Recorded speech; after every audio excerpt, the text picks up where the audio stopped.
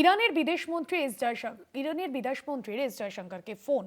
চলতি অস্থিরতা নিয়ে আলোচনা দুজনের। বুধবার সন্ধে থেকেই দ্রুত পাল্টাচ্ছে ইরানের ছবি।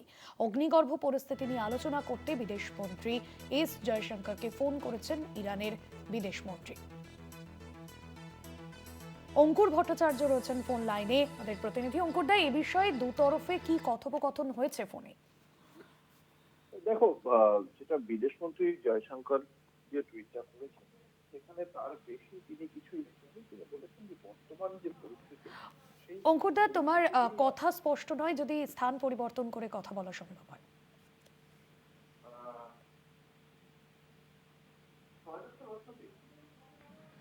অঙ্কুর দা, সঙ্গে থাকো, আমরা কথা বলবো। তবে আপনাদের জানিয়ে রাখছি, চলতি অস্থিরতা নিয়ে আলোচনা হয়েছে দুজনের। ফোনে কথা হয় ইরানের বিদেশমন্ত্রীর সঙ্গে, বিদেশমন্ত্রীর এস জয়শঙ্করের সঙ্গে কথা হয়। ভারতের বিদেশমন্ত্রী এস জয়শঙ্করের সঙ্গে কথা হয় ইরানের বিদেশমন্ত্রীর। অগ্নিগর্ভ পরিস্থিতি নিয়ে আলোচনা হয়েছে বলে জানা গিয়েছে। আমাদের প্রতিনিধি অঙ্কুর ভট্টাচার্য রয়েছেন ফোন লাইনে। অঙ্কুর দা, ঠিক কি কথা হয়েছে, এখনো পর্যন্ত কি জানা যাচ্ছে এই বিষয়ে? দেখো, বিদেশমন্ত্রী জয়শঙ্কর তার বিস্তারিত বিবরণ কিছু দেননি। তিনি শুধুমাত্র এটাই বলেছেন যে তার সঙ্গে কথা হয়েছে এই ইরানের বিদেশমন্ত্রী সৈয়দ আব্বাস আরাগচির। এবার এই পরিস্থিতিটা এই কারণেই গুরুত্বপূর্ণ, তার কারণ আমরা দেখেছি ইরানে চলতি যে পরিস্থিতি তৈরি হয়েছে সেখানে গত প্রায় 28 তারিখ থেকেই এই সমস্যা তৈরি হয়েছিল। প্রায় দিন 20 হতে চললো। সেখানে প্রথমে মুদ্রাস্ফীতি নিয়ে, মূল্যবৃদ্ধি নিয়ে বিরোধ শুরু হয়েছিল। তারপরে বর্তমান যে ইসলামী শাসন রয়েছে সেই শাসককেই সরিয়ে দেওয়ার দাবি উঠেছে।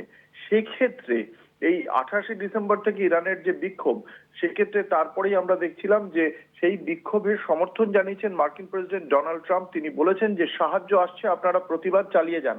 তারপরেই আমরা দেখলাম ভারতের পক্ষ থেকে, বিদেশ মন্ত্রকের পক্ষ থেকে একটি অ্যাডভাইসারি গেল, পরামর্শ গেল ইরানে থাকা ভারতীয়দের নাগরিকদের জন্য, যে তারা যেন খুব দ্রুত তাদের সমস্ত যে ডকুমেন্টস রয়েছে, পাসপোর্ট সহ সেই সমস্ত ডকুমেন্টস, সেইগুলো যেন হাতের কাছে রাখেন। এবং যে কোনো উপায়ে তারা যেন, সেটা যদি বাণিজ্যিক বিমানও হয়, সেই বিমান ধরে তারা যেন সেই দেশ ত্যাগ করেন। ইরানের ভারতীয় দূতাবাস সমস্ত নাগরিক, ছাত্র, তীর্থযাত্রী, ব্যবসায়ী, পর্যটকদের এই পরামর্শ দিয়েছে।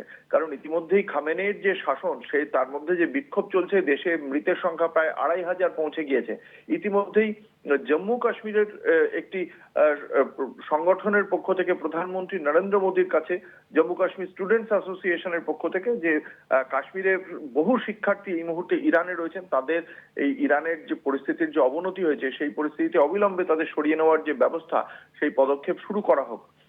এবং তারপরেই আমরা দেখলাম ইরানের এই বিষয়ে জয়শঙ্করের সঙ্গে কথা বলেছেন ইরানের বিদেশমন্ত্রী। এখানে আরেকটি বিষয় উল্লেখ্য, যে ইরানের যখন এই পরিস্থিতি চলছে তখন ইরানের সঙ্গে মার্কিন যুক্তরাষ্ট্রের যে সমস্যা, সেখানেই ইরানের পক্ষ থেকে, খামেনেইয়ের পক্ষ থেকে বলা হয়েছে মার্কিন যুক্তরাষ্ট্র যদি এই বিক্ষোভে ইন্ধন দেয়, তাহলে মার্কিন যুক্তরাষ্ট্রের মধ্যপ্রাচ্যে যে সমস্ত জায়গায় তাদের সেনা ঘাঁটি রয়েছে, সেই সমস্ত সেনা ঘাঁটিতে ইরানের পক্ষ থেকে হামলা করা হবে। দর্শকদের জানিয়ে রাখি যে অন্তত 10টা দেশে আমেরিকার সামরিক ঘাঁটি রয়েছে পশ্চিম এশিয়ায়, এবং সেখানে অন্তত 50,000 মার্কিন সেনা মোতায়েন রয়েছে। এই খবর পাওয়ার পরেই আমরা দেখলাম যে এই ঘটনার পরপর কাতারে যে মূল সামরিক যে ঘাঁটি রয়েছে, আল উদেইদ বায়ুসেনা ঘাঁটি, সেখান থেকে মার্কিন যে সমস্ত সেনারা ছিলেন তাদেরকে সরিয়ে নেওয়ার নির্দেশ দেওয়া হয়েছে পেন্টাগনের পক্ষ থেকে। একটা বড় অংশের সেনাকে সরিয়ে নেওয়া হয়েছে। কাতারের যে আন্তর্জাতিক গণমাধ্যম রয়েছে সেখান থেকেও একটি বিবৃতি প্রকাশ করা হয়েছে।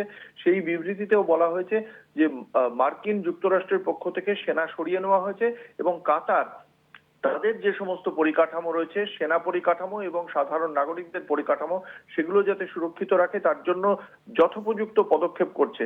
এবং এই তুরস্ক, Syria, Lebanon, Jordan, Egypt, Saudi, Qatar, Iran, Kuwait, এই যে জায়গাগুলো রয়েছে সেখানে আমেরিকার সেনা ঘাঁটি রয়েছে। ফলে আমেরিকা যদি এই বিক্ষোভে ইন্ধন দেয়, ইরান তাহলে এই সমস্ত ঘাঁটিতে, মার্কিন সেনা ঘাঁটিতে হামলা হ্যাঁ করবে। অঙ্কুরদা, সেই কারণেই সরিয়ে নেওয়া হচ্ছে বলে মনে করা হচ্ছে। ইরানের পরিস্থিতি যথেষ্ট উদ্বেগজনক, সেই কারণেই ভারতীয়দের সেখান থেকে সরিয়ে নেওয়ার বন্দোবস্ত শুরু করলো বিদেশ মন্ত্রক। ভাস্বতী, ধন্যবাদ জানাবো তোমাকে। আমাদের প্রতিনিধি অঙ্কুর ভট্টাচার্য ছিলেন ফোন।